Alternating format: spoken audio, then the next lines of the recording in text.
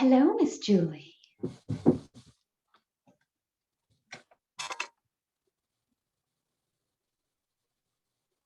Scheme, and he thinks that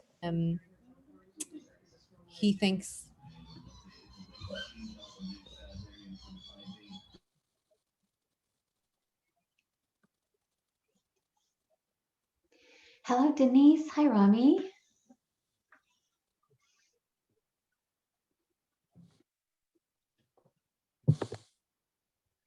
I'm so excited to be talking about money stuff today.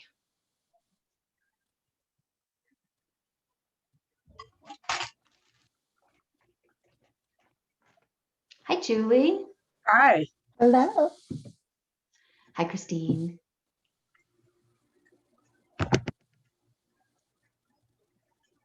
And there's the lovely Brooke is just hopping on. Hi, Brooke. Hello. Hi, Sharon. Hello. Hi. I was just super distracted by 2 wild turkeys running through my yard. Nice. Oh, how fun. That is awesome. It's amazing. Sandy. Sandy, how are you? Hello, I'm well. How are you? Nice to I'm see you in all the right. squares here. I know, on all in the the Hollywood squares. Good to see you. Sue, I'm so happy to see people on the little squares. It just makes me so happy.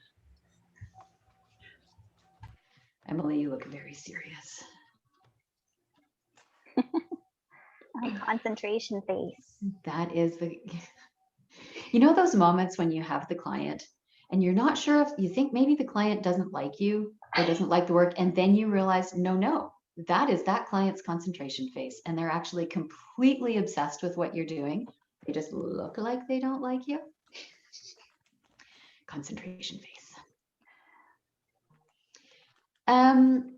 So I'm not sure how many people are going to be able to be here live today and how many people will be watching the replay. But one of the things that is helpful to Brooke is knowing, Mo, you're here. So exciting.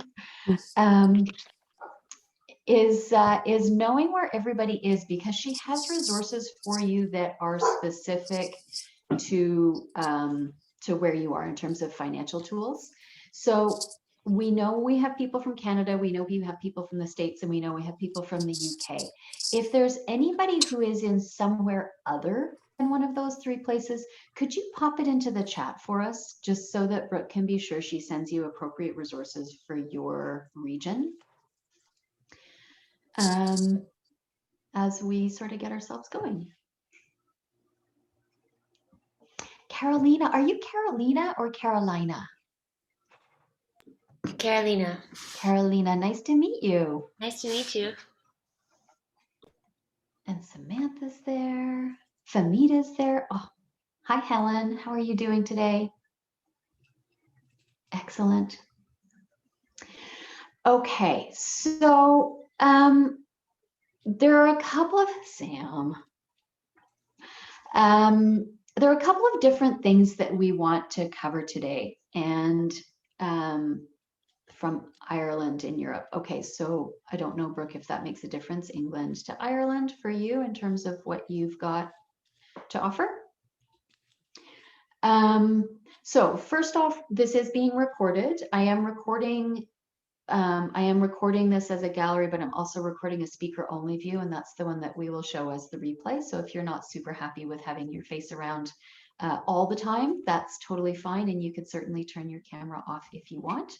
And then you will be recorded when you ask questions, just so you know when you're the speaker, and the recording that you get will flip back and forth between me and Brooke as we take turns talking, just so we get that little housekeeping out of the way. And I'll send you the replay later so that you can kind of double check in, or for those of you who aren't here live, so that you can hear the whole shenanigans that we get up to today. This started as my wanting to have a conversation about how to feel comfortable about charging your worth, both in terms of your own internal sensations of comfort and confidence and value, of being able to identify your value, because sometimes just that is complicated in and of itself, and then of really being able to feel your worth and feel really planted in the fact that what you do and what you offer has a monetary value to it, and that charging that monetary value does not diminish the caring that you offer. So that was kind of where it started. And then and that's still definitely a conversation to have. And the couple of people who can't be here have asked that we cover that specifically. So we're definitely going to talk about that. But as Brooke and I were chatting, there were more of the practical things were coming up in conversation, and people were talking about, well, but people were sending messages and saying, but I just teach in my house. Like, I'm not really a business person. I'm just a teacher.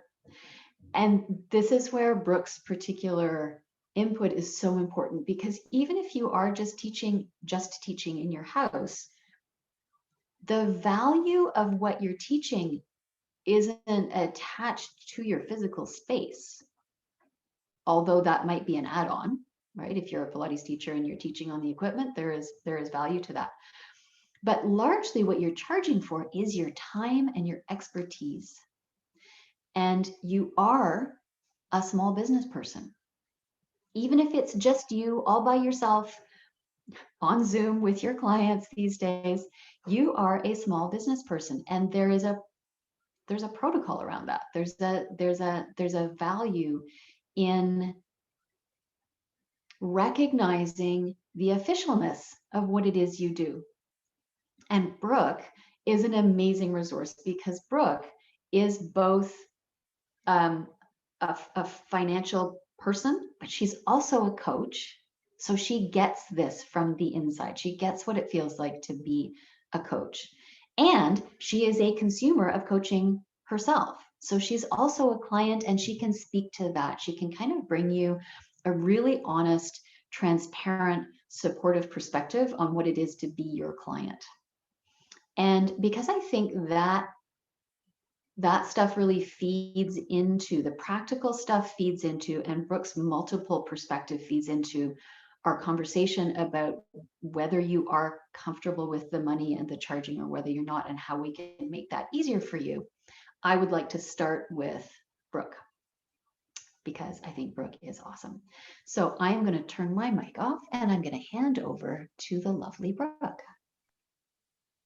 Well, hello everyone. My name is Brooke. As Allison said, I'm delighted to be here today. In terms of who I am first and foremost just a person, but I come with a couple of skill sets that I've gathered along the way. So my actual training is in engineering, believe it or not, but I'm also a certified health coach and a personal trainer. And as Allison said, I also myself have a movement coach. And so it's been, the conversations that we've had, people ask, well, how do you put all those things together? And so in my full-time day job, I am what's called a development banker. I work for the Business Development Bank of Canada, and specifically I support women entrepreneurs in their journey for growth. Secondary to that, I also have a social enterprise where I offer coaching support for professionals, those in the financial services and insurance, and consultants to be able to grow their practice with enthusiasm. So really focusing on coming at their metrics, but from a foundation of health. In terms of the conversation we want to get into today, and Allison, I think we'll hopefully have some good flow, but some of the topics that I really wanted to talk about today were, more than anything else, it was around why financial management is so important and why we're having this conversation. And one of the things that we found in a study that we did with BDC was that 93% of business owners said, yes, I understand the principles of financial management. And then we asked them to take a test, and only 7% were able to answer the questions correctly. We know that financial management is, in all honesty, the #1 reason why businesses fail or succeed. Now, obviously, I'm speaking to the Canadian perspective, but I know we have our colleagues here and from the US, from Ireland, from England, from other places around the UK and elsewhere. And so why that's really important to me to share is because the BDC is a development bank. Our sole goal primarily is to be able to help businesses grow. And in that context, we're part of a larger community of development banks around the world. And what we see is that this is common and it's happening frequently. There's a couple things that I do find, and one of them is that, whether you're working from home or you're working in a larger practice, my business is doing okay, but there never seems to be enough cash. I hear that one a lot. Or my sales are up, but I don't actually have any money left over, and I don't understand why. I don't understand what my accountant is talking about. And honestly, the one that really breaks my heart is the people who do work with an accountant and say, I just file my annual reports. I trust that they'll speak up and say something if something's wrong.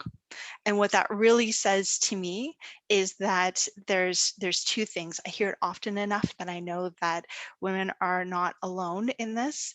But the second reason why it makes my heart break is because it means that whole, know your numbers. Well, what are these numbers that I'm supposed to know? And I get that one so often. I see some nodding heads.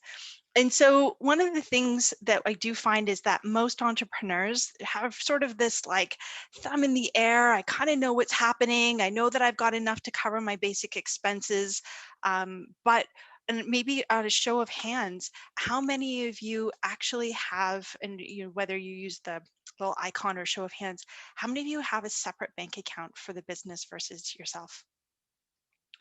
So almost everybody's got their hand up. Okay, good. That's very good to hear. Because that's one of the things that we do see for smaller businesses is this blending of the finances, in which case it really is a blur. It's even though that this may be your sole income that comes in, the business is still in a way, it is arm's length. There's you at home drawing a salary from the business, and then there's you as a business, and these two things are separate. And having, I'd say, a rough guess, these days it's not going to carry you through. You really need to have a really clear vision of what's happening in your finances. You need to know the information. And so one of the things that, and Alison, I know we're going to get into this a little bit more, is to really have a clear understanding around that cash flow piece. So if it's okay with you, Alison, are you okay if I spend just a couple minutes on this one? Okay, awesome. So managing your cash flow, honestly, this is one of the most important jobs that you could possibly have as an entrepreneur. In fact, I'm going to go so far as to say your company's survival and your ability to continue in your practice really actually is dependent on your ability to manage cash. And I'll give an example. I know of profitable, fast-growing companies that are big companies that almost failed because they ran out of cash. It's a real thing. Being able to say I have sales is completely different to being able to say I have cash on hand to function. And that function, if you're running a studio, might look like being able to pay other professionals who are coming in to do the work with you.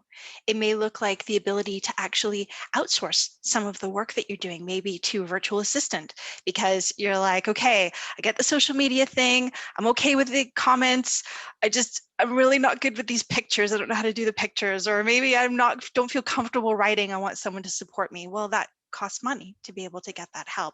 And even when we have that exchange, because I know many of us will do that, the heart exchange with some of our clients, which is amazing, but that still means that there's no cash coming in. It's a wonderful bartering system, but it still isn't cash. And so one of the things that I do recommend and I wanted to talk about today are two things. One of them is why a cash flow planner is so critically important. It really is the lifeblood of the business. And a cash flow planner is something, and I'm going to share some tools in the chat after, but you think, okay, well, it's kind of boring. Like, what are we going to do with a cash flow planner? Why does this actually matter? But it really actually does. And I'll give you a story. So one of my women that I know and I've worked with before, so she was planning on doing this launch. She was so excited. She and her team had mapped out the whole thing. It was going to be fabulous. They're going to do Facebook ads and they were going to put them into a program. She had her system all lined up. She spent all the money on the tools. She had a coach help her with the thing. It was perfect.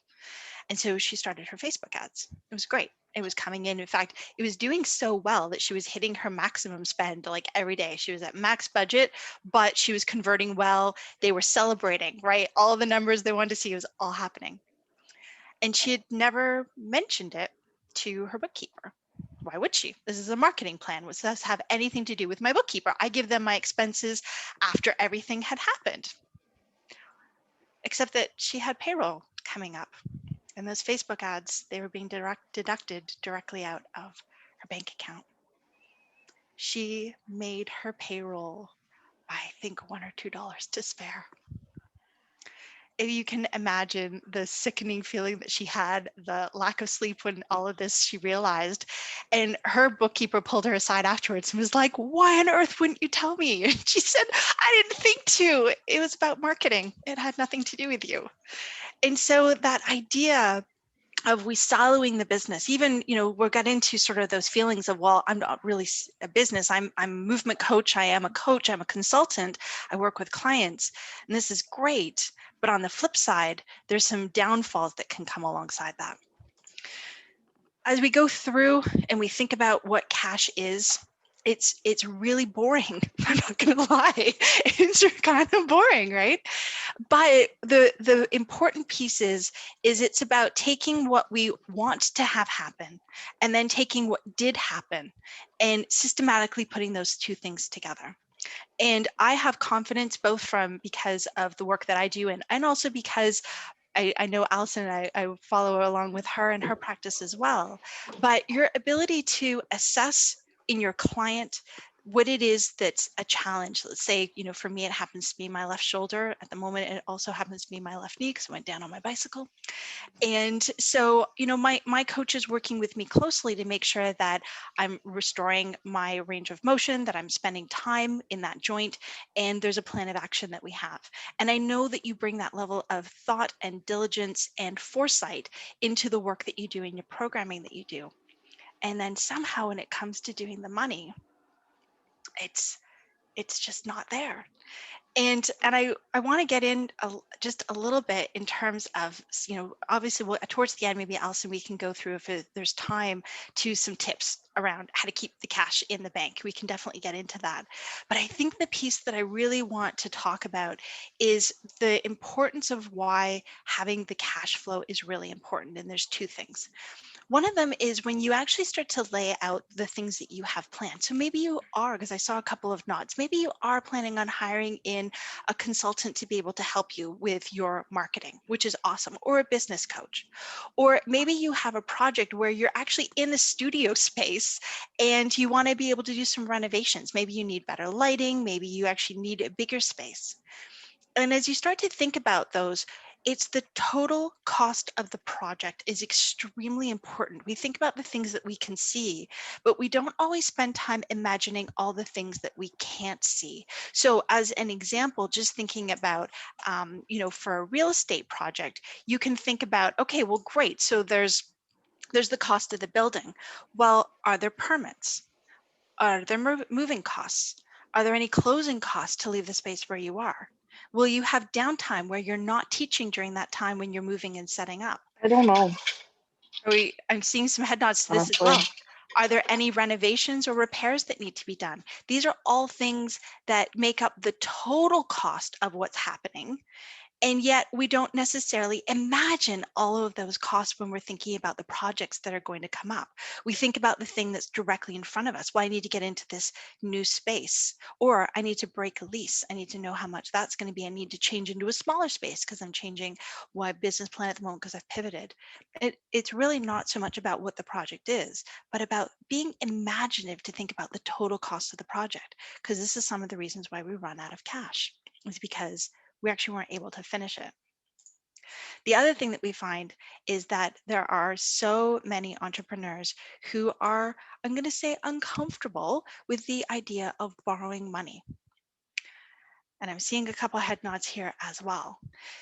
Debt and equity are two very different things. And what I have found is I've met so many women in my practice who've cashed in their life savings to start their business. In fact, I've met some who are super excited about having cashed in their life savings. They cashed in their RRSPs. And then they had to pivot. And then the cash got a bit tight. And they did need to borrow some money just to carry them through for a short period of time or to start a new project with a new idea that they have. And so most of us are familiar with debt from a consumer perspective, right? We've got a line of credit, maybe we've got some overdraft at the bank, there may be a mortgage on a property that you have. In my case, I'm working out of my home at the moment, and my studio is fully virtual, so I don't have to worry about that. But then there's also, when you think about a mortgage, one of the benefits of it is it's a steady payment over a longer period of time. There's also financing. You've got your big box stores. I know I'm huge into my credit card is tied to a department store because I get points. And then with the points, I get to buy nice clothes, which I need, which I love. It's really good, right? All these different ways we can sort of set about that. And so as a business owner, you actually have these same types of debt. Now that comes into two factors, and maybe this would also be helpful for me to see. How many of you are incorporated versus being a sole proprietor? Got a couple of you who've got a hand up for being incorporated, a couple of head shakes as well. Okay, so there's a value to both at different times. So being if you are a sole proprietor, then you are a registered business, but it's tied to you as an entity. So me, Brooke, I am a sole proprietor. Whereas if you are incorporated, then it would be, and my previous business was, so it was me and my business, and together, the royal we, were able to operate.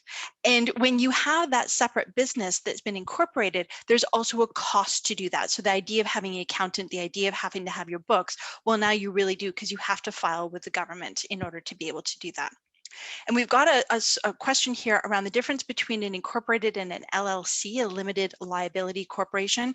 I would definitely check in with an accountant on that. In fact, I'll share a website, and I can only speak to different jurisdictions. It's a little bit different. So I don't want to give a specific answer to this because I know we've got a couple different countries on the line, but certainly that's a great question to ask a local accountant, and you want to make sure that they are a certified accountant practitioner. And the nuance is really around liability and being a director. So when you're a sole proprietor, it's you as an individual, ultimately, with an operating business name. And so the flip side to that is if you are incorporated, then there's an element of liability. And so a limited liability corporation also offers an element of liability protection with that as well. And of course, we've got insurance vehicles to support us as well. One of the other things that can happen is the difference between debt and equity also looks like when you have someone who's offering you money as a loan. And this sometimes happens. Maybe friends or family want to actually participate in the business. Maybe they want to lend you some money to be able to get started or to have a plan of growth. And that does happen. And I can't recommend more strongly for all the times that you say, I'm not really sure if I can afford to. Well, hiring a lawyer to drop an agreement with a friends and family lending you money is one that's very, very important because you want that clearly laid out. You want to make sure that there's no confusion whatsoever. The flip side of all of this is that, so debt, ultimately, debt is a vehicle where you borrow the money and you repay the money. And there's a couple reasons why debt can be really good. I want to go into that in just a second, but I just want to wrap up by talking about what equity is. So equity is ultimately an exchange of funds for shares in the company. And so again, you can have family involved in this. Sometimes we hear, oh, well, my, insert family name, brother-in-law, sister is a silent partner.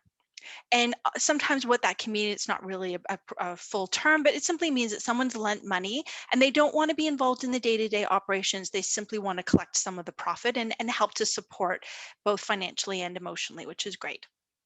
Again, one of the few times where it's really important to have something drawn up as a formal agreement. So it's very clear what all the boundaries around that are so that you have clear expectations, clear communication, reduce tension and stress. The other piece is you might hear about a venture capital or angel investors. Sometimes you'll hear the expression the 3 Fs, which stands for friends, family, and fools. And what that represents is the people who are going to invest in your business because they're not asking for a repayment plan, but they're taking a risk that the business will be successful. And one day you will sell it or someday someone will want to buy it. And at that point, they will receive their payout because of the number of shares that they have. And both of these are really absolutely perfectly normal vehicles for supporting the growth of your business and sustaining you. But there's two pieces that I want to just really bring up to hammer home. One of them is that when you have debt as a business, with debt, your expenses towards debt, the interest payments and the principal payments, this is all tax deductible.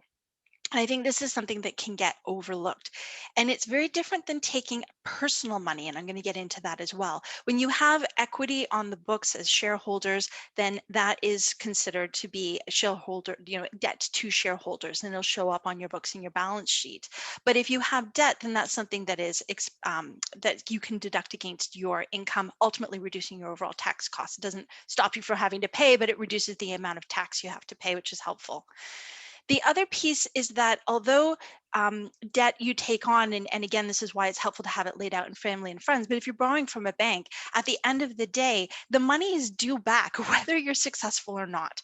And so sometimes we hear about guarantees, personal guarantees or collateral, and I'm going to get a little bit into that as well. But the one thing that I found, I want to go back to this, women who I've met who said, well, I got a second mortgage on my house to fund the business, or I cashed in my RRSPs. That's a vehicle in Canada we use, Registered Retirement Savings Plan. And what are they essentially doing is they're taking personal assets and they're transferring them into the business as equity. And in the case of debt, when a lender wants to borrow to you, they want to say, okay, ultimately what I want to do, I want to minimize my risk that you may not be able to pay me back. And so they're evaluating within you to see how you are as a person, your character, whether or not you're capable within the business to be able to repay the loan, what your overall capital is. So these are some of these know your numbers, these ratios. They have ways of looking at being able to assess that. They also consider the conditions of the loan. How long will it take to repay? What's the interest?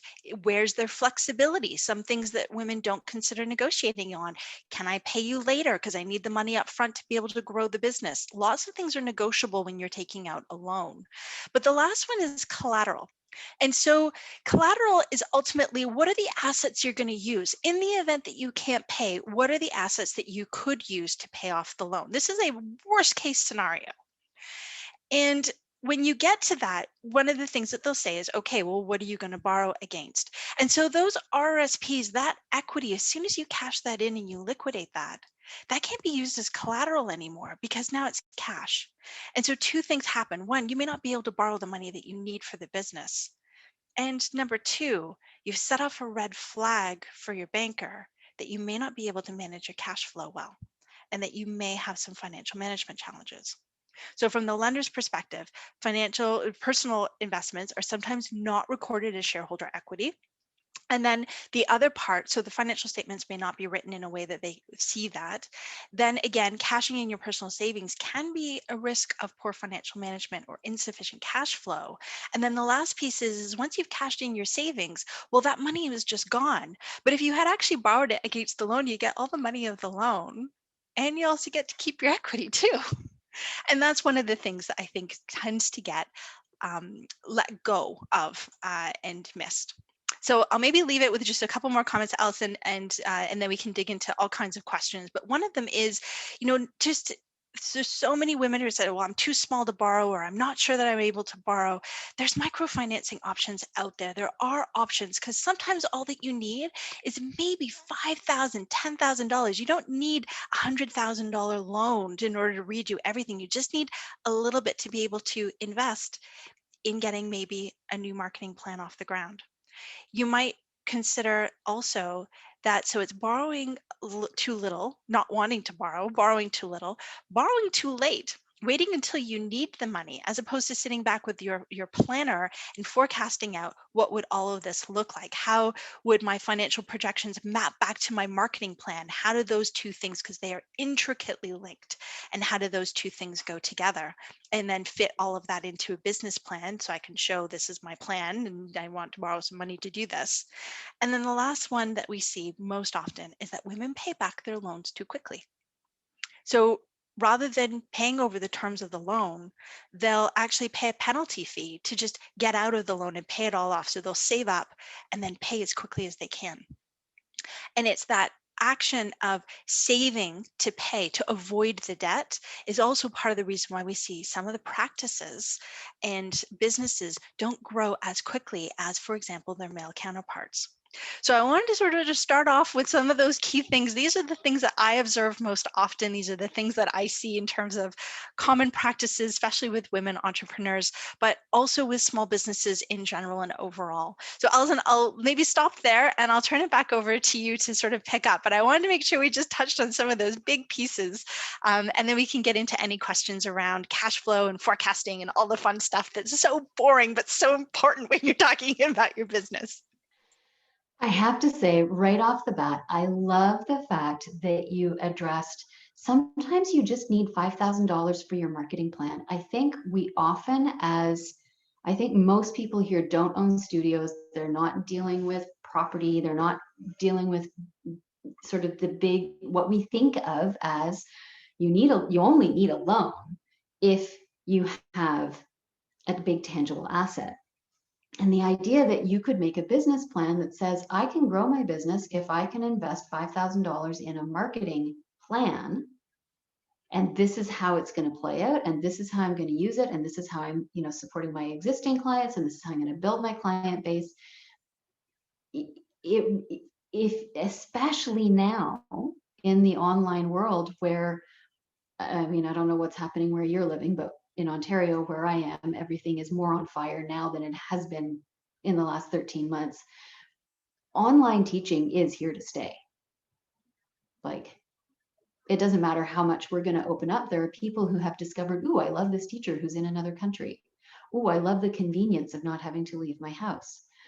This is a place where, as a small business person who is teaching fantastic movement from your living room, it actually might be a really viable choice to say, okay, I would really like to invest in my online teaching. I want to do international marketing using Facebook ads and Google ads. And here's my business plan for how I'm going to do that. And I don't have $5,000 to invest in marketing. I'm going to take a loan. Like, it's that little switch, flip the switch that says, none of this business stuff applies to me because I'm not a big business person and I don't have a studio and I don't have employees. And you can use all these financial tools. And Brooke and I were talking the other day and she's like, it's really important to have this good sense of financial and business acumen. I love that word. It's such a good word. It applies to all of us, regardless of the size of our teaching practice. Alison, if I can say, in Canada, 98% of businesses have less than 10 employees. Mm-hmm. They're small businesses in Canada. They're exactly us. They're exactly us. And we consider, in women in particular, when you get into that sole proprietor, so less than one employee, maybe contract employees, it's 38% of business owners are women when you get into that area. And yet it's not until you start to see larger companies where you start to have these, this applies to me. And I think it's these fundamentals, and it's not about how big you want to grow your practice, right? We're talking about growth. It's one of my areas of passion. But at the same time, I know that all of you are here because you want to be sustained. It would be lovely to make more money.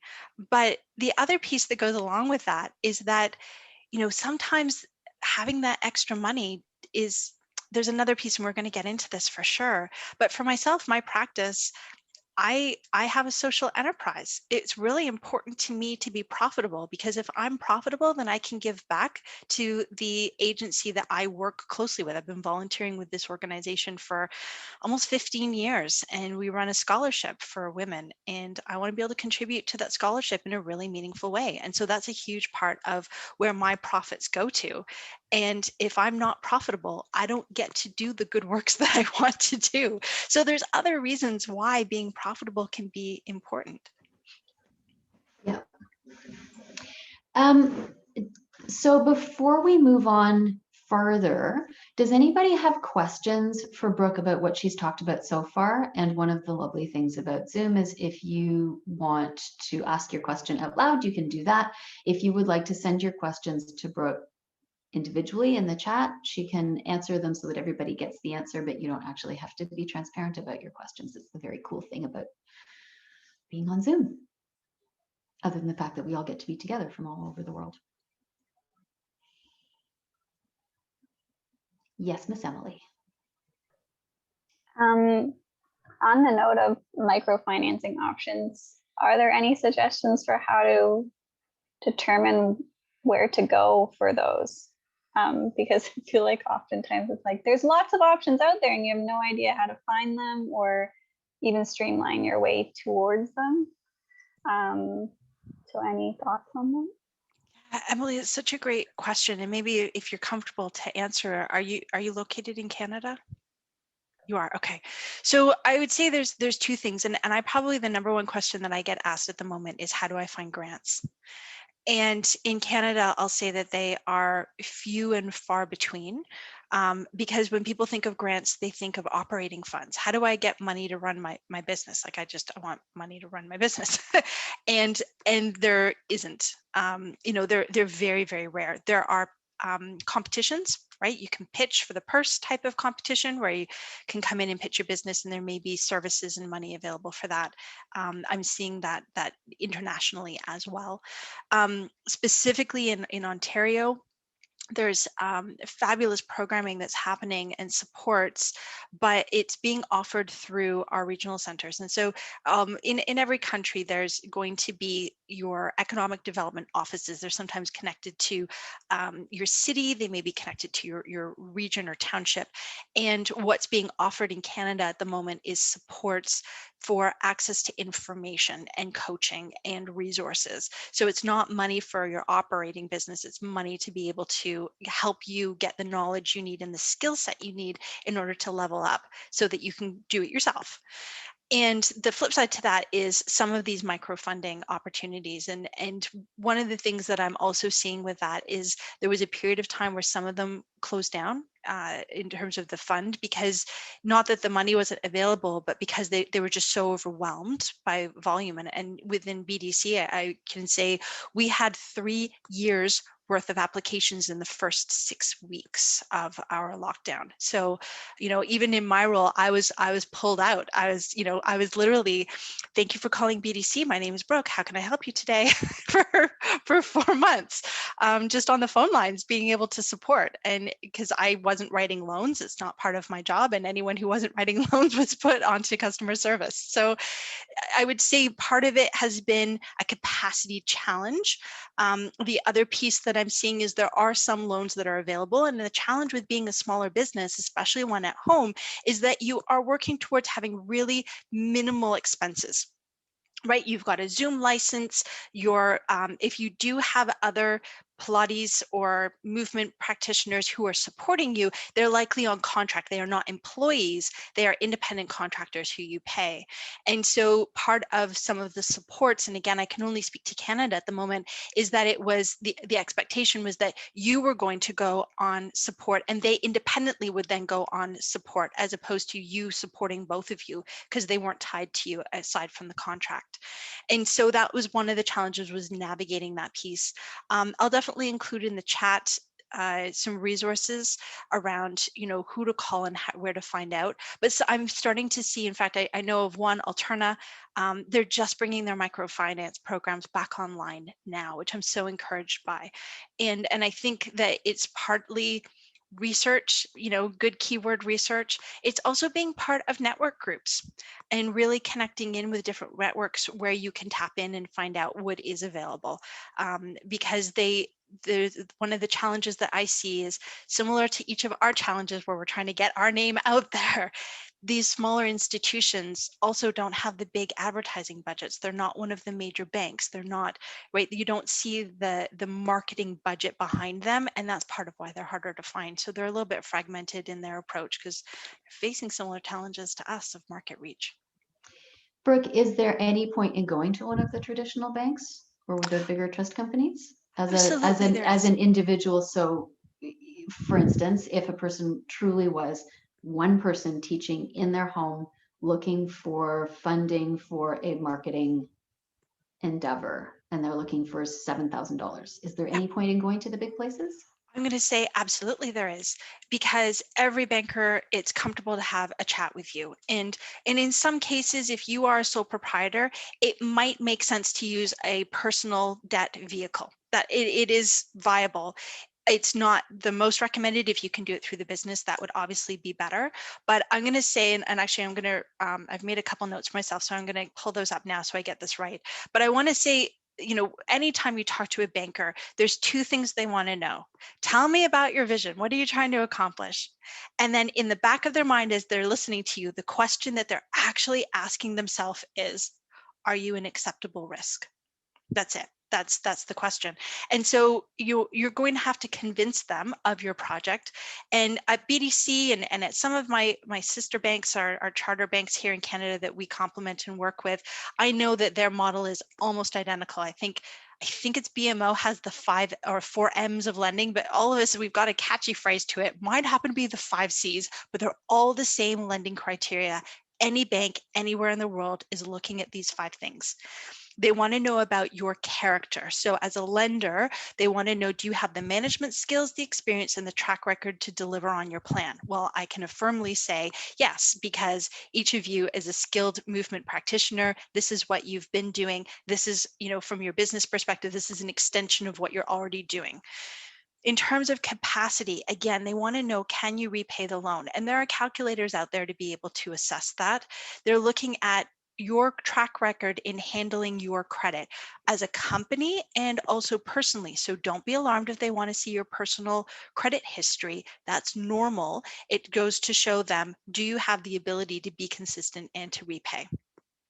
The other one is capital. And again, this is really about how are you managing your books right now? So if you are going to go to a lender, it's so important that you do keep up with your books. And that looks like 2 things. Are you properly recording your income? Are you properly recording your expenses? And do you have the ability to forecast? And are you forecasting what's going to happen next? That cash flow planner, and Alison, I'll make sure that this gets circulated, but it's incredibly important because if you can say, okay, for the next quarter, let's just say for the summer months, we know that movement tends to slow down because more people are feeling comfortable to be outside. So rather than necessarily being on a Zoom call and practicing their movement, if they're like me, I worked with my coach. My original why was I wanted to have better stamina and ability to garden, right? So in the summer months, yes, I still see him, but I'm not practicing as often because I'm now putting all my things into practice by being out and digging in my plants, right?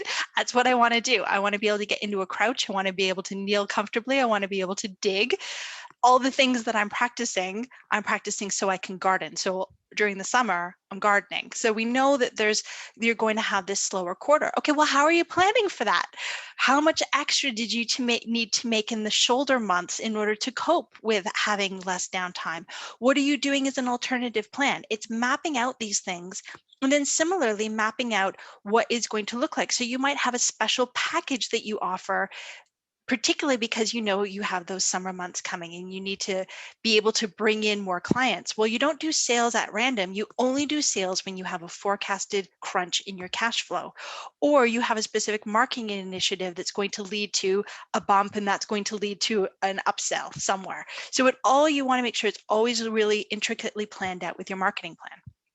And then the last 2, your conditions. Again, when they're having a conversation with you, what are the negotiable points? And some charter banks have very limited negotiation points. Because we're about a development bank, BDC has the ability to negotiate, but then at the same time, there's a hyper focus on the interest rate. So if you're going to pay a really low interest rate, well, they're going to be really fixed around their terms. But if you want to have flexible terms, then you may have to pay a higher interest rate because they're taking a risk, because you're saying, I don't want to necessarily pay back regularly. Perhaps I want interest free or postponement of the loan for the first year, and then I'll start repaying so that I can have enough working capital to keep going. And working capital simply means how much money do you have the bank to do the things you need to do to make the project happen. And then the last one's collateral, and we already talked about that. What are the things that you have that you can hold up against the loan in the terrible event, the worst case event? What are you going to have? But the thing that always gets me, and I'll just say this maybe one more time, is collateral is for the worst case scenario when borrowing, and that you can't pay it back. And yet the level of comfort that I see in some of the women that I've met to have cashed in their collateral, they did it without hesitation, and yet they hesitated to take the debt. And yet the collateral was only up as a worst case scenario. Well, you just did it. You just did the thing from a banker's perspective is the worst case thing. And yet there was no associated emotional risk with that. And so I would say that's, in terms of going to a bank, those are just the things to keep in the back of your mind.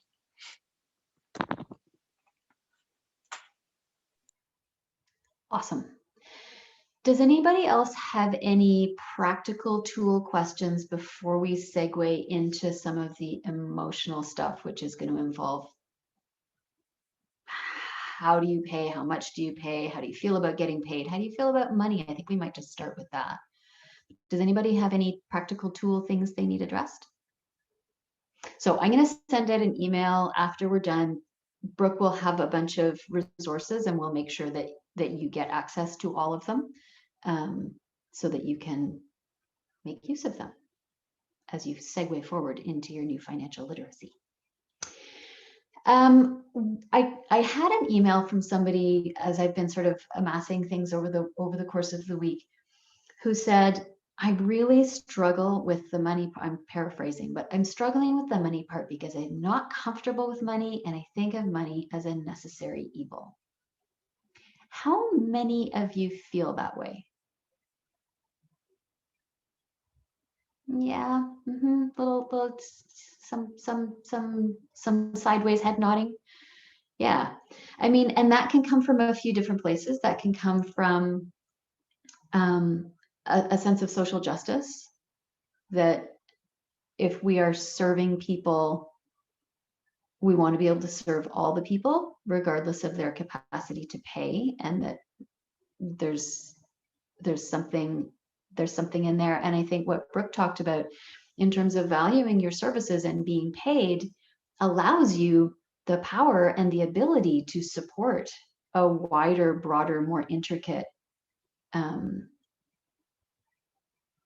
form of social justice, right? Where if you're giving your money to an organization that you really trust and have a lot of faith in, that they're going to be able to aggregate your money with other people's money to greater effect, maybe that's a way of helping to address some of that feeling. For some of us, Brooke and I, again, we've been chatting quite a bit about this over the last little while. And I was initially saying, I think this happens more with women. And then Brooke was saying, no, I see this in lots of men. And it sort of came down to, well, maybe this is partly an industry issue of caretakers. We're all caretakers and nurturers, and we're all in this to help people feel better. And I think for a lot of us, there's this sense that attaching a financial number to that reduces it to a cold clinical exchange. I wasn't into how much my overheads. Yeah. So Suzanne is saying it wasn't until lockdown that I really realized how much my overheads were. It's true. It is absolutely true. And in order to be able to keep serving the people that you want to serve, you need to have enough money coming in to cover those overheads. And you need to value what you do, because you put time into it and you invested in it, right? This is a place where you have a non-tangible investment. You invested in your training. You invest in the private sessions and the coaching that you take to take care of your own body and to keep learning more, in the upgrading, in the continuing education that you do. Those things are, you can't hold them. It's not a reformer, it's not a building, but those are crucial parts of what make you good at what you are, and they cost you money, and they cost you time, and they cost you energy, and they continue. So I think that if we can take some time to look at how and what we've invested in our teaching ability, it sometimes helps to justify the cost to the person who is now taking advantage of those skills and that expertise that has come out of your training and your time and your energy. And I think there's also a family narrative. And I think this one does often affect women more than men. And that is that what we do is secondary. Even if you're the primary breadwinner in your family. And I know so many people for whom this is the case, where the woman who is working as a movement teacher is actually the person who is doing equal amounts or more amounts of work, and yet it still kind of feels like a hobby. It still kind of feels like the less important job. How many of us, and I mean, I'm totally guilty of this, I don't have a real job. How many of you have said that in the last 6 months? I don't have a real job. And for me, what it sort of means is, well, I don't have a real job in the sense that I have a real schedule and an office, and I don't have to wear hard pants ever. And, you know, like that technical business going to an office thing that I still think of as having a real job. But this is my real job. This is my full-time gig. It has been for almost 20 years. I teach, I learn, I coach. This is my real job. And it took me a while. That's partly why I wanted to do this, is I am the person who needed to be told what you're doing is a real job and that you need to pay attention to the money and you need to charge for what you do. I was very uncomfortable with that for a very long time. Is anybody else in that boat right now of like, oh, I feel I'm getting paid, but I don't like talking about it. I don't like telling people how much I charge. Yeah, it's a tough one, isn't it? Brooke, could you share your perspective as the client of a coach? Oh, very gladly. So I will say, when I first started my practice as a coach, so again, I'm a health coach ultimately, but a lot of the work that I do is focused around mindset. So it's working with people who have their own practice, usually in professional services and consultants, where they go through the same, and if not similar piece, where they may be independent, but under a larger umbrella. So that's not necessarily they're in a corporate culture, but they're expected to be independent. They have their own book of business and they're expected to sort of independently grow within that. And the work around that is challenging because it's the idea that they have a job, they feel more secure because they're in corporate, but the mindset around being able to see themselves as keeping up with those metrics without sacrificing their health, that's where the challenge comes in. And I think about the perspective that I have. I think about it from two perspectives. One of them is, I can remember working with a trainer years ago, and they were experimenting. You know, they wanted to move online. They wanted to try a few different things. And I have always been one, as I'm one of those clients who will sort of get to know you and then want to be your friend, and then also want to push you in your business. And so just, quietly during our sessions, you'll realize you're being coached. So, tell me a little bit more about how this works. And if you thought about that, and have you ever tried this? And so I've always had my coaches experiment with me. And one of them, I remember, she and I started moving to online, and she hated it because of the lag, and she'd be doing this and I'd still be over here, and it would throw her off entirely. But we worked through it together. We tried different things. And then sure enough, she messaged me. I haven't worked with her in about 3 years. And she messaged me 2 months ago and said, I just wanted to send you a note to let you know that I'm doing really well. And I can't thank you enough, because the pivot online was not scary because we had done it together. And that was something that, had no bearing on me. This was, me just experimenting with me wanting to be able to sort of push some of the boundaries where I know she was uncomfortable.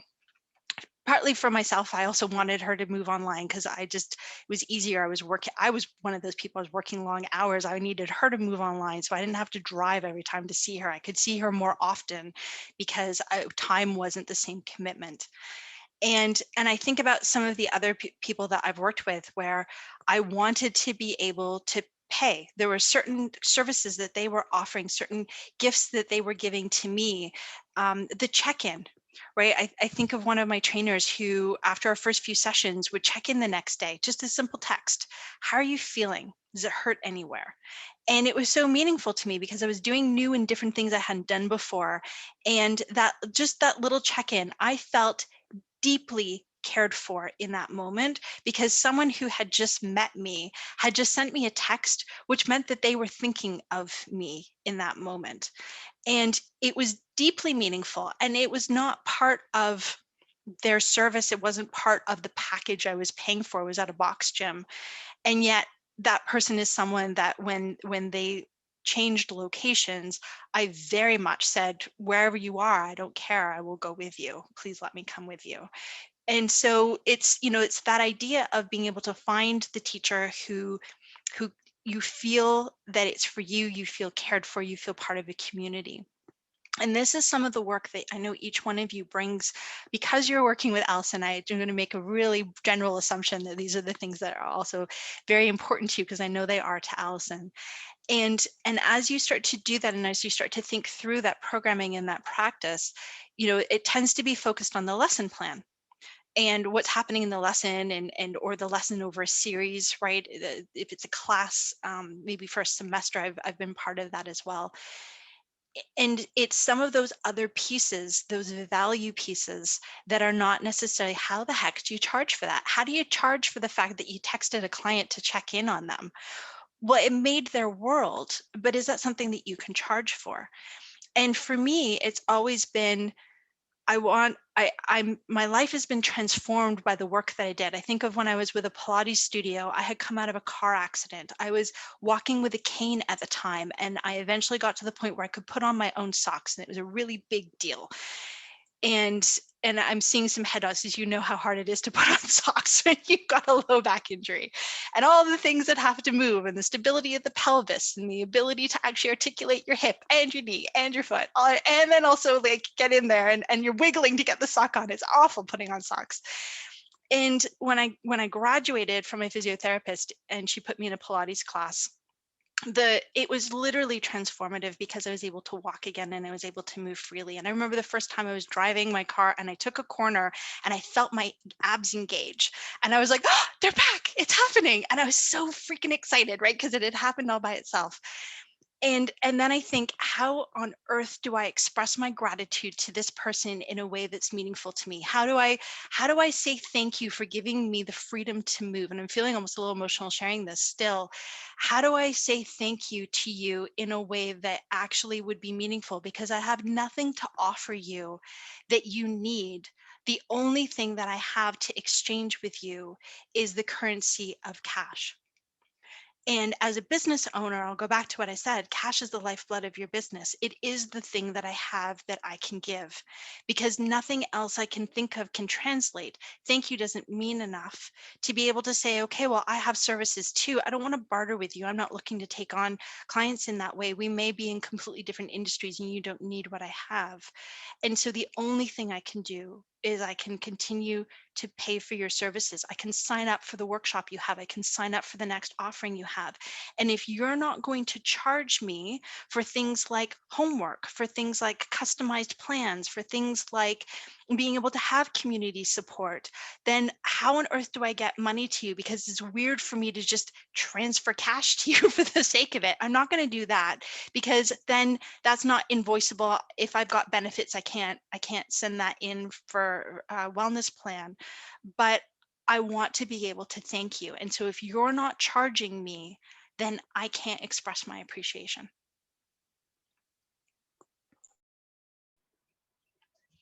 You honor your clients by letting them pay you. Allison, say it again. You honor your clients. You honor the time that they spend with you and the gift of the exchange that you have with them by allowing them to pay you, and do it graciously and with love and affection and confidence and gratitude that you get to be in a place where you get to help people. Accepting people's money is not a bad thing. This is a hard one. This is a tough one for some people.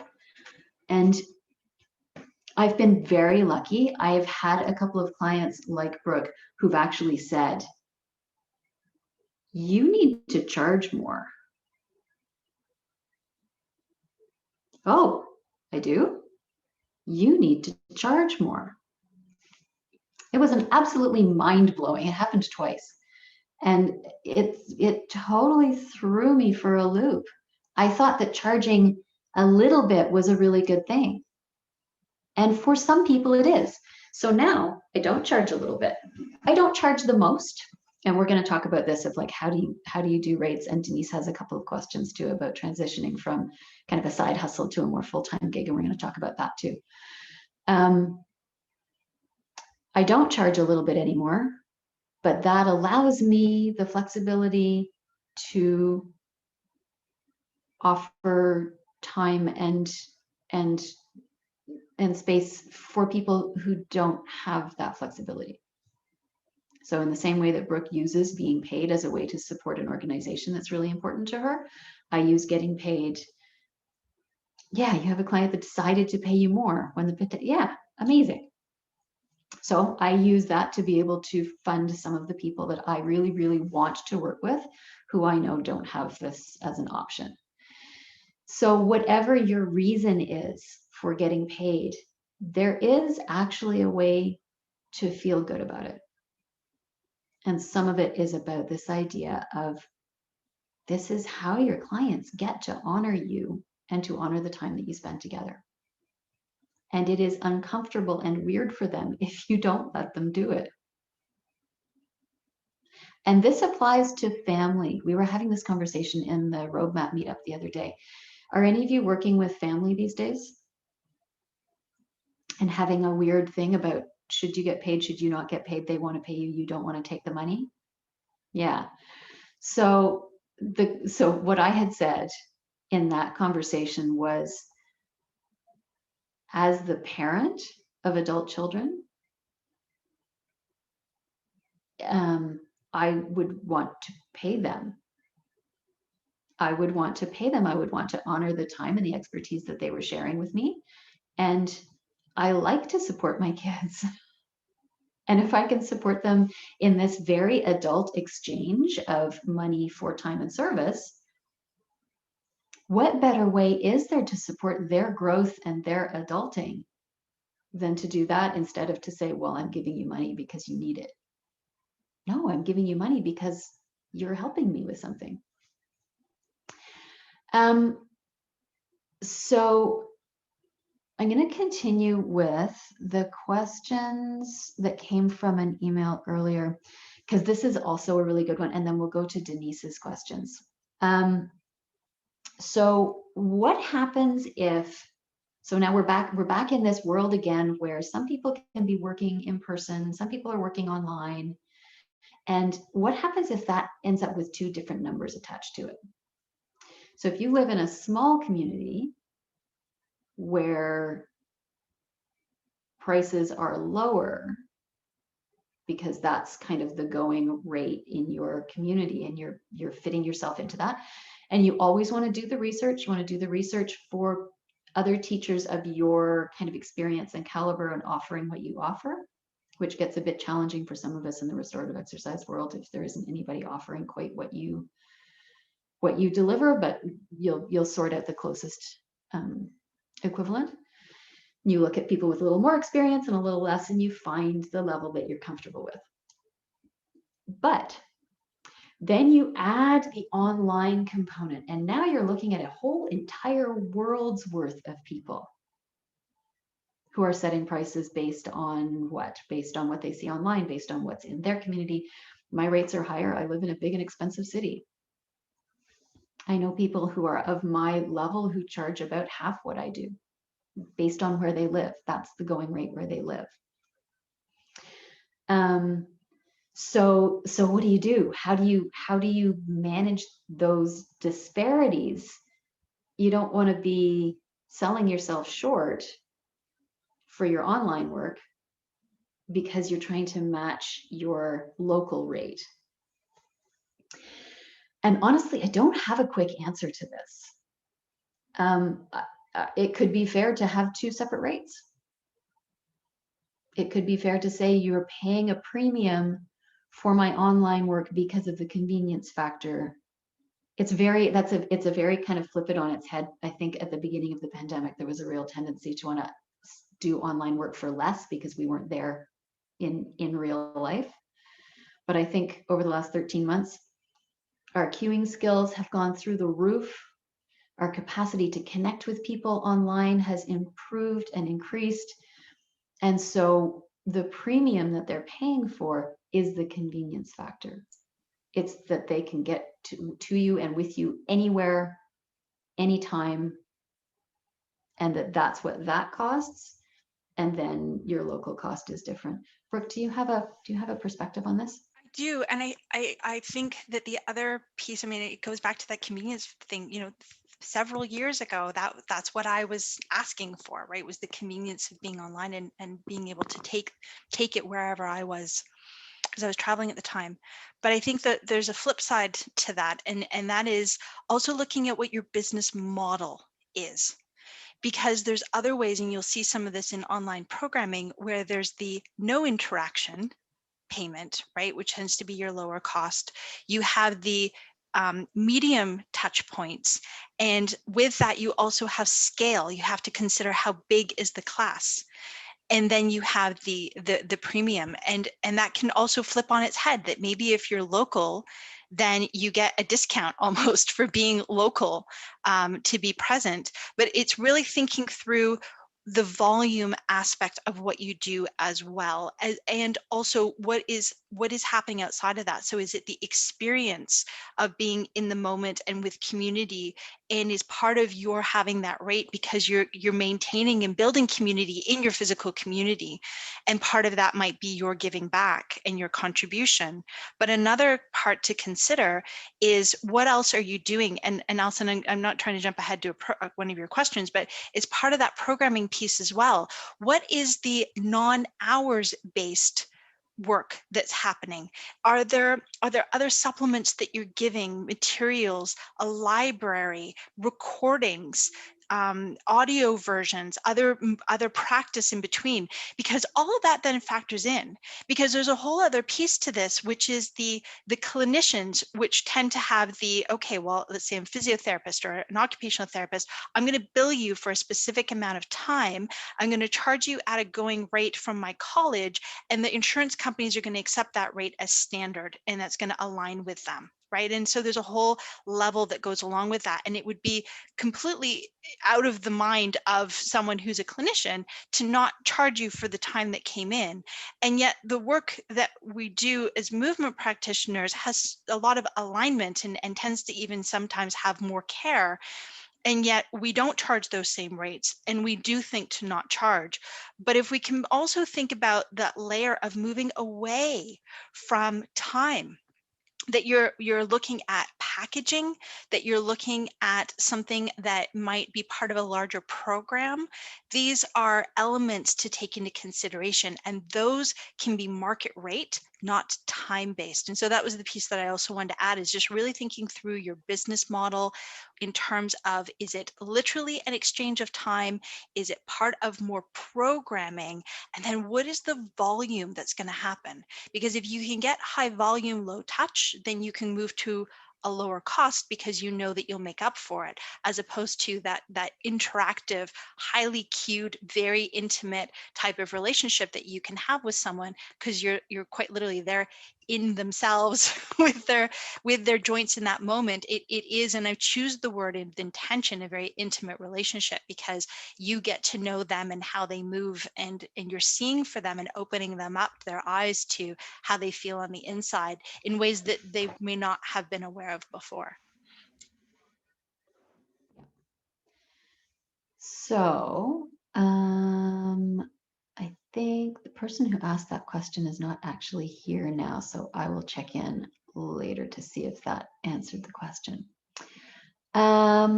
Okay, so Denise was saying, I'm sorry, did you send that to me privately? Yes, you did. I'm sorry. I completely blew the privacy portion of the program. But this is a big question. How do you figure out what to charge? And so there's research involved in this, and this kind of flows directly out of the conversation we were just having. Take a look at what's happening in your industry, in your area, right? And you bring a whole bunch of extra stuff to your teaching, which is amazing. And then look at the online and decide what do you want to focus on moving forward? Is it going to be in person? Is it going to be online? Is it going to be a combination of the two? So you want to look at what people are charging. One of the things that I always like to think about is, well, what would I be willing to pay? If I was going to me and I was getting the attention and I was getting the expertise and I was getting the check-ins and I was getting the homework, what would I be willing to pay? Well, that's not a bad piece of the puzzle to put into place. And then you look at how many hours a week can you work and how much money do you need to make, and you divide them. So that I remember being told that at some point and going, well, that doesn't work. Because what if I only want to work 10 hours a week and I need to charge, $1,000 an hour to make it work? That's not happening. But it is a really useful piece of information. Is what you are doing realistic? So that affects the pacing and the timing of, there's always that and this is a place where what Brooke was talking about makes a lot of sense. Do you need some kind of bridging? Because there will be a phase where you have to stop with your full-time gig before your side hustle becomes you can't, and I will tell you this, you can't do both full-time. You'll burn out and you'll be very unhappy. There aren't enough hours in the day and there isn't enough emotional energy to do that. So there's going to be a wobbly transition phase where you're like, okay, well, I'm doing really well with what I've got, but it's not enough to be the full thing yet. So maybe that's a place where, a friends and family investment in your business is, a good conversation to have, to do it officially and with a plan and with all that kind of stuff. And is there a standard of privates per week and number of classes? It really varies from person to person. When I'm working with newer teachers or with teachers who are starting to build their business, I really encourage building with intention, because again, and pretty much everything I will teach anybody comes out of how I messed it up in my own starting out processes.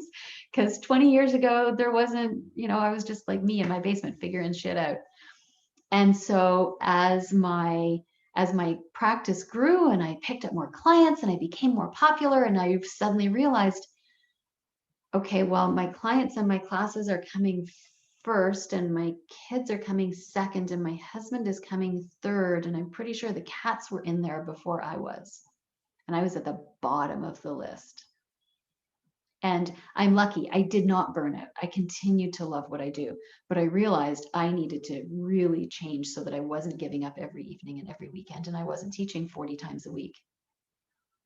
40 times a week of just the teaching hours, not the homework hours, not the checking in time, not the making of the videos, not the managing of the social media, not the managing of the studio, just the teaching was, and people are like, it's a 40-hour work week. No, that was about a 60-hour work week with a husband who frequently does actually work 60, 70, 80 hours a week, and 2 kids and 2 cats and a big family, big extended family. So there isn't a standard. I now teach between 10 and 15 times a week. And that's working for me.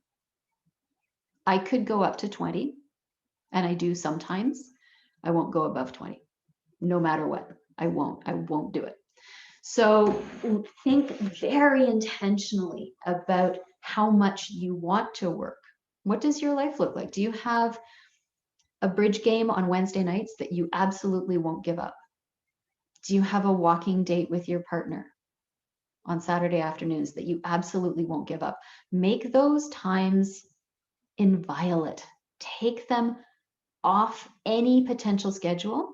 This is where boundaries are very important, because some client at some point is going to be like, I need you, and I can only do it on Saturday afternoon. Please, I need you. And you need to have your feet planted in, that is the time that I walk with my partner, and it is not open for negotiation or discussion. It just isn't.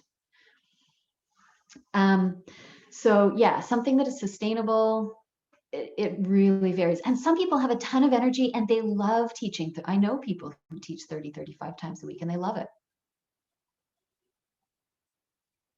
Mostly people who do that do not also run studios. Running a studio is not the be all and the end all, I'll just say. It's great, but it takes a lot of time and energy. And you know, I love my little studio and I would not want it to be one iota any bigger than it is, because it's perfect just as it is. There is a lot to be gained by just being you and teaching, especially if you can have some contact with other people, right? Just being you teaching alone in your basement forever and ever and ever can be a bit limiting. But sorry, that was a complete non-answer, except that there just isn't an answer. It depends on your personality and your life and how you teach and how much extra time you put in. Like, do you just kind of show up and teach, or do you show up and teach, but it takes you an hour to plan it in advance, right? I know that there are some people here who put an hour or 2 hours into planning every single class. You can't do that and teach 25 times a week. Like, there just aren't enough hours in the day to do it. Yes, Brooke.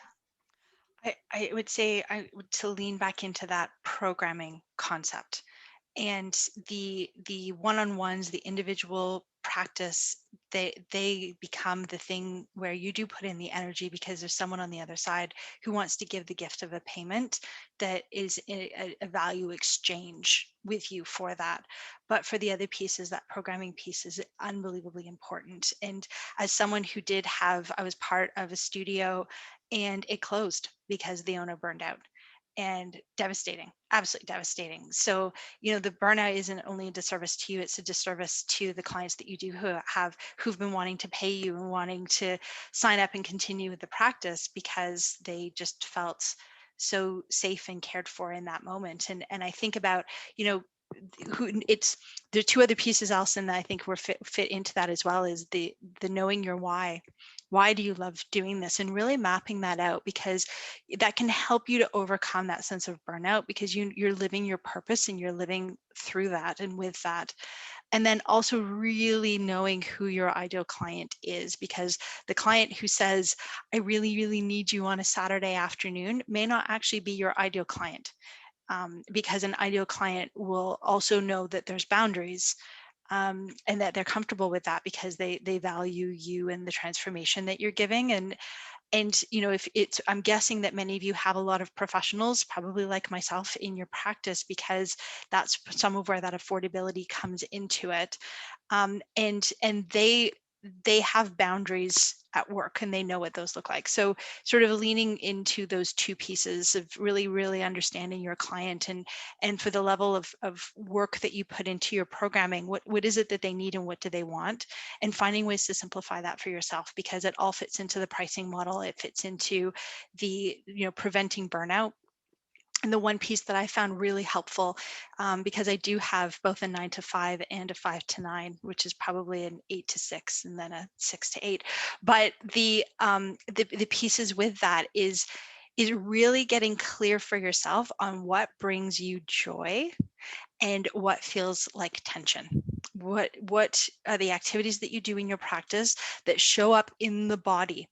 They show up as, indigestion or chest pain or just an overall sense of agitation. These are things that you really also need to pay attention to, because as you start to map out what your practice looks like and you start to map out that cash flow and your projections, it also looks like, what are the things that cause me stress that I'm not doing that are then also limiting my business? Because you can move into a downward spiral if you start avoiding the things that bring you tension and you start leaning more into trying to bring in more cash flow. Well, now you can start to run out of steam. So as you think about your practice, really laying out what are the elements in life and work, because it is work that you've signed up to do as an entrepreneur. What are the things in life and work that bring you joy? What are the things in life and work that bring you tension? And of the things that you have tension around, how do you put more boundaries around that to contain it? And also, how do you find ways to counteract that tension with joy? And in some cases, it's oftentimes it's your own movement practice that will suffer, even though that's the thing that brings you joy, and then you end up sitting with a lot of tension. So that's one other tip just to bring to you, as something to keep in mind, is I don't consider work-life balance to be a thing in my own coaching practice. Do not subscribe to it. I don't believe it exists, but I do believe there's a balance between joy and tension in the work that we do. That's awesome. Yes, Julie.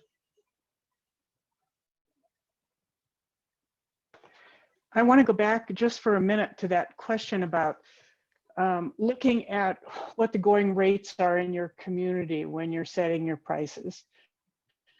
Because I think in general, that can be a race to the bottom. And I think those of you who are on this call, my suspicion is, offer services that are much more valuable than the average person who's offering service in your community. And so I would encourage you to set your prices higher, in part because that speaks to people who want to hire you about what they're getting.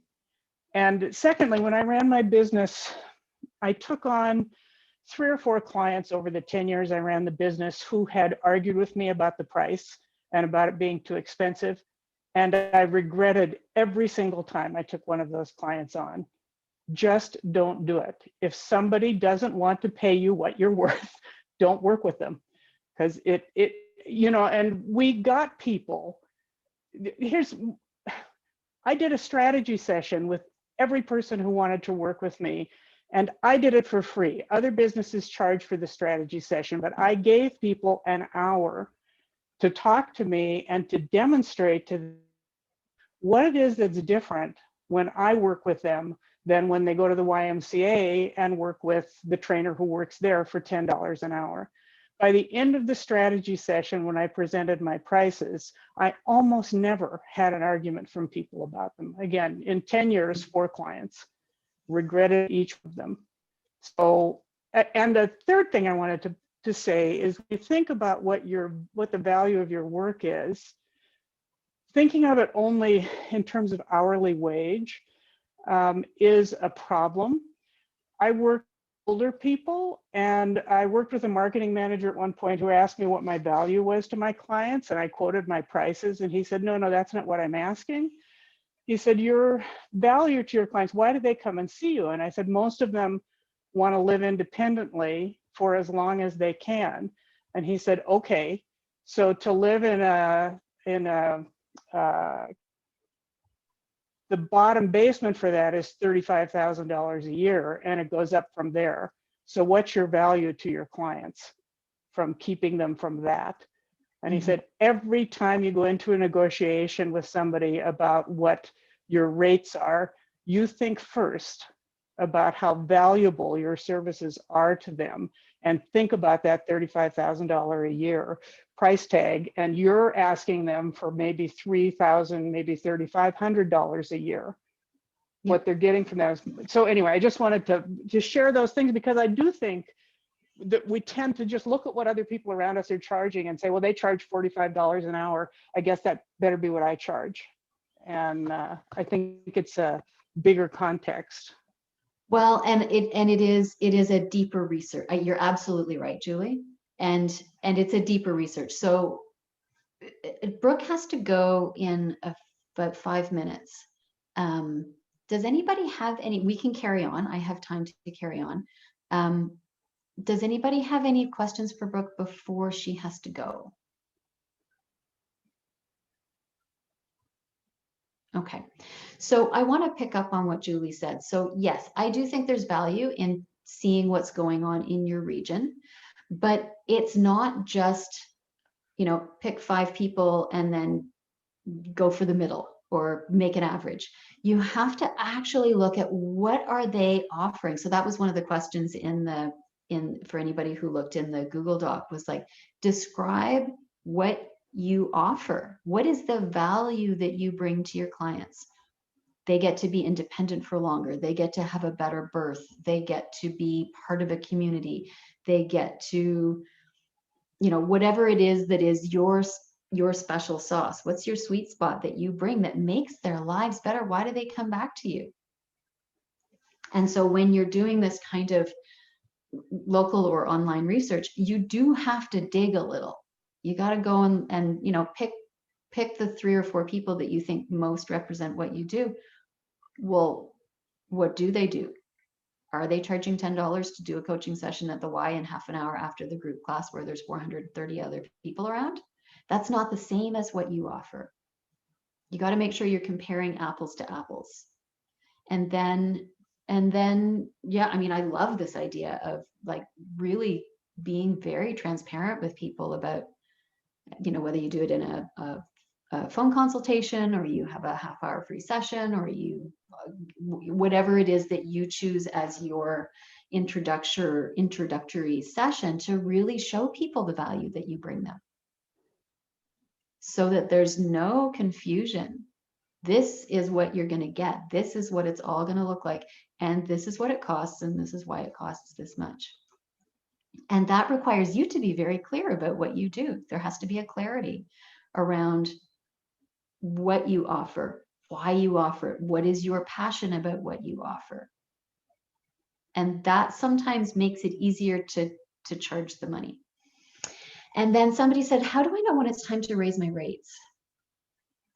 So it is time to raise your rates if you are the lowest person on that totem pole. If someone else who's doing the checking is finding you at the very bottom of the rates for your geographical area or your area of expertise, then it's time to raise your rates.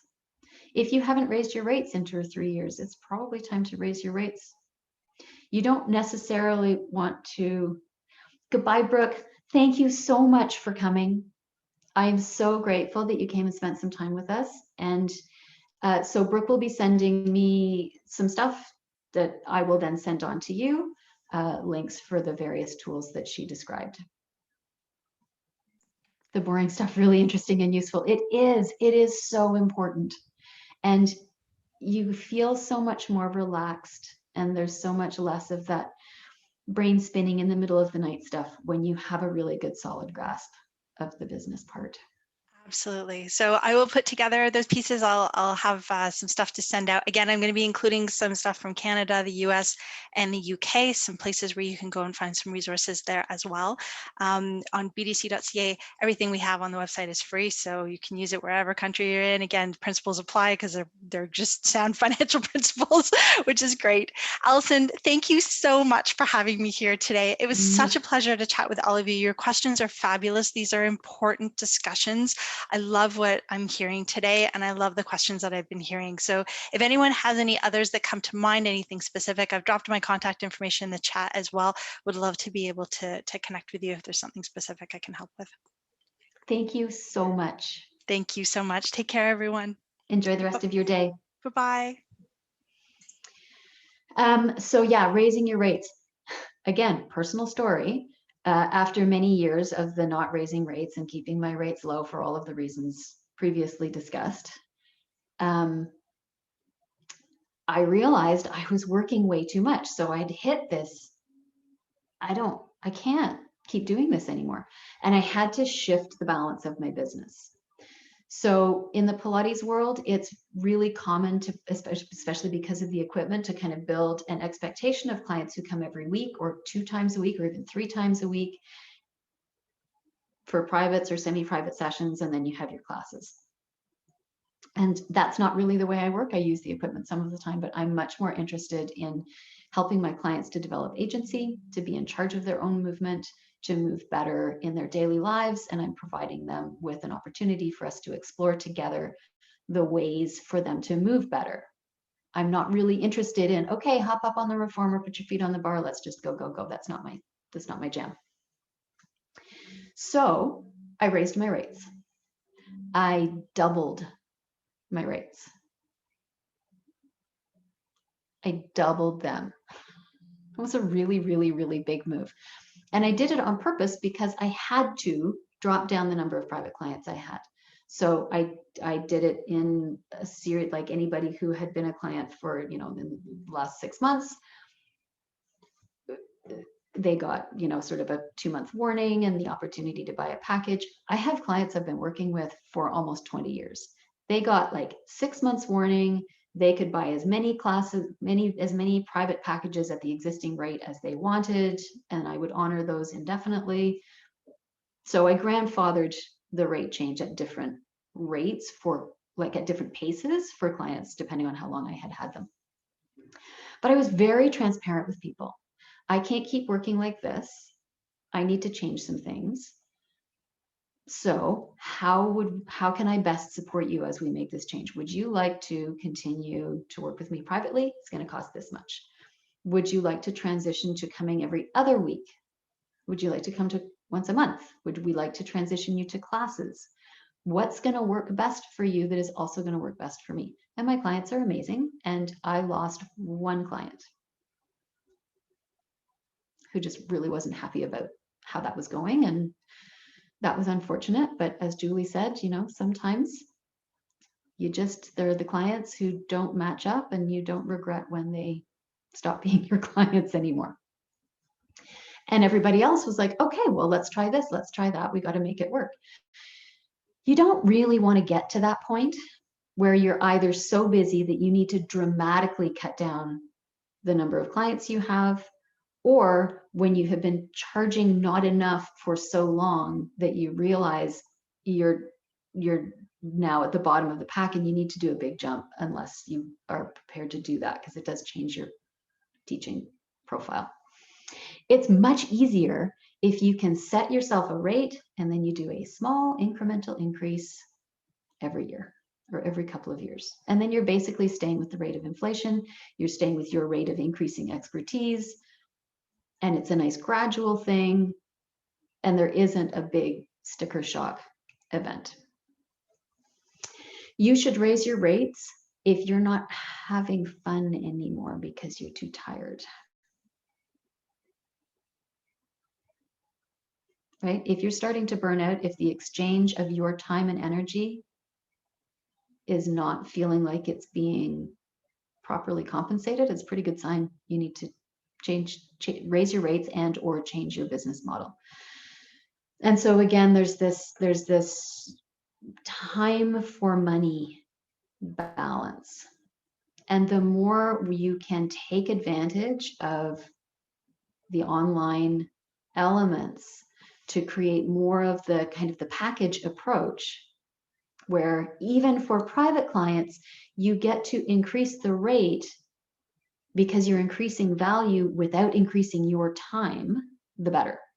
So they have their private time with you if that's what they're doing. But then there's also the recording. Well, the recording doesn't take you any extra time. They just have access to it, and you decide how long you want them to have access. Do they have it for 2 days or a week or forever? Where you have a library, where you have a Facebook group. Like, you can think of ways to, Facebook groups do take time for sure, but you can find ways to add value to create a package or a combo that you can charge X amount for, that is more than hour for hour, right? So that includes things like check-ins. It includes things like homework videos, homework PDFs, right? You build that stuff in so you could have a series of different prices for different layers of complexity, right? It costs this much to come for a private session.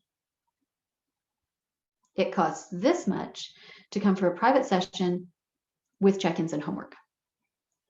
It costs this much to be getting a private session with check-ins, homework, and our fantastic private Facebook group, so that you get to be part of a community. And I'll do a Facebook Live every now and then so that you get, whatever it is that feels fun and engaging and entertaining to you. It's also work, there's no question, but it shouldn't feel onerous to you. If it does, then again, step back. What can you shift? What can you change? Because we are looking for the stuff that we love. And to Brooke's point a little earlier about the stuff that causes you stress and tension, I would argue those are the first places you're going to invest money in outsourcing that labor. So the day I got an accountant for my business was possibly one of the best days of my entire life. She's great. We are in regular contact. She is one of my sounding boards if I'm going to spend money on something. So we don't get into that issue of, oh, like there isn't enough money to cover this, because if I'm going to take on something that's going to cost money, we're going to have a little conversation about it. So it's not just like a one and done. I don't ever have to do it anymore, but I am confident that what's being done is being done right. And I'm not stressing over the minutia all the time, because it's not my strong point. And I was losing sleep over it. And for me, that was a worthwhile investment. And I made it when it was a tight, and pandemic times, there are still times when I'm like, oh, I still pay the full fee for all that work that she's doing. Totally worth it for me. That's a good choice for me. So for you, you might be like, I love doing the bookkeeping. I really like having that sense of control. I hate social media. Okay, virtual assistant who's going to take care of your social media. Good investment in time and energy for you. But you have to plan to make sure that you either have the money, or that there is, as Brooke discussed, there are ways to access the money in order to fund those kinds of choices. Thoughts?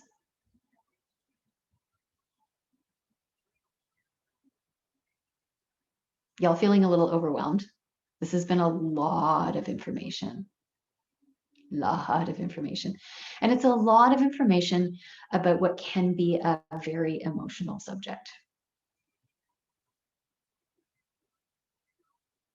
And this kind of feeds back to something that we talked about in the Thrive group in the summer. I think it was the summer session that we talked about being enough. If you are not entirely convinced that you and your work are enough, it's going to be really hard to ask people to pay you for it. If you tend to fall into a perfectionist bucket, it's going to be really hard to ask people to pay you for your work, because you're never going to feel like it's enough. And if it's not perfect and it's not enough, then how can you justify asking someone to pay for it, or to pay more than, basement rates for it? And for lots, there's this like, well, it's enough. That's good enough, I suppose. But the whole meaning of the word enough is that it's enough. Like, it is enough. Enough is great. Enough is enough. And like, we had to go over this again and again to kind of come through to this idea that, yeah, you are enough. Your work is enough. You don't have to be perfect. You don't have to know everything. Your clients aren't paying you to know everything. Think of how overwhelmed you are right now. It's been an hour and 38 minutes, and we have barely scratched the surface on the technical and the emotional components of getting paid. Barely scratched the surface. This is enough. Like, I don't think we need to delve a whole lot deeper here. More is not necessarily better all at once. Your clients will pay you for your skill at being able to give them enough at a time, instead of being like a huge dump of, this is all the expertise of everything that you could ever need to know about breathing or feet or head or neck or Pilates or restorative exercise or yoga or whatever it is that you teach. Part of your expertise that they're paying you for is your ability to give them enough. Enough is a good thing. I would never have considered getting a loan for a marketing strategy, and it feels like a risk. And I still have a fear of what if I don't have consistent income to pay the loan? For sure. Absolutely. And so this is where the plan is really helpful, that you determine, okay, these are the outcomes that I need to have in order to make this work, knowing that the dodgy thing with marketing is it's a challenge. But I can tell you that, especially for marketing, it used to be that there were, X number of people on Facebook, and you could put up a post and pretty much guarantee that almost everybody that followed you or liked you or was a friend would see it. And there are now so many people on Facebook that only a tiny proportion of the people who follow you or like you or your friend are going to see it. And the same thing is now happening with Instagram. The pool is just getting so much bigger that organic growth is really hard to achieve. So they're excellent tools. And if you get some engagement with them for free, well, that's awesome. Like, don't ever turn down free. Free is good. But when you decide, okay, I have a specific thing that I want to build. So for you guys who are in the roadmap program, if you have the workshop that you specifically want to build, and you want to build on that topic, and you kind of want to build your standing as an expert on that topic, a little bit of investment in marketing might go a long way. So then you have to delve into the world that is Facebook and Instagram advertising and figure out how you're going to do that. But a small investment can go quite a long way in just getting your stuff in front of more eyes. And so you do an engagement ad that includes, for some reason they want your thing, that they have to give you their email address, or right, because you're giving them a lead magnet, a free thing that they want, and then that builds your email list, and that gives you more people to sell your product to when it comes to selling your workshop. Or if you're wanting to do in person, then it makes sense to actually invest in something from Vistaprint and get some really awesome eye-catching postcards, and then invest some time in going and putting them in people's doorways. It makes sense. Maybe you invest in a streetcar poster that everybody walking along the corner beside where you're going to teach your workshop is going to see it for a month. It's a big investment, but how many eyeballs are going to be on that thing? Lots of them. So you do want to think carefully, but if you set up a loan so that you have a nice long time to pay it back, and you don't get agitated about paying it back right away, and you understand that that's a write-off, and that it makes sense to spread it out, I think it has value and merit, and big companies do it all the time. And we're not big companies. I understand that we don't have a great big pool of money behind us to make that possible. But it is part of investment is part of a growth strategy. So you just scale it down to, okay, well, so maybe I borrowed $2,000. Can't borrow $2,000 from a bank. Okay, who am I going to borrow $2,000 from that I can promise to pay it back? And then have a little contract that actually makes it solid and for real.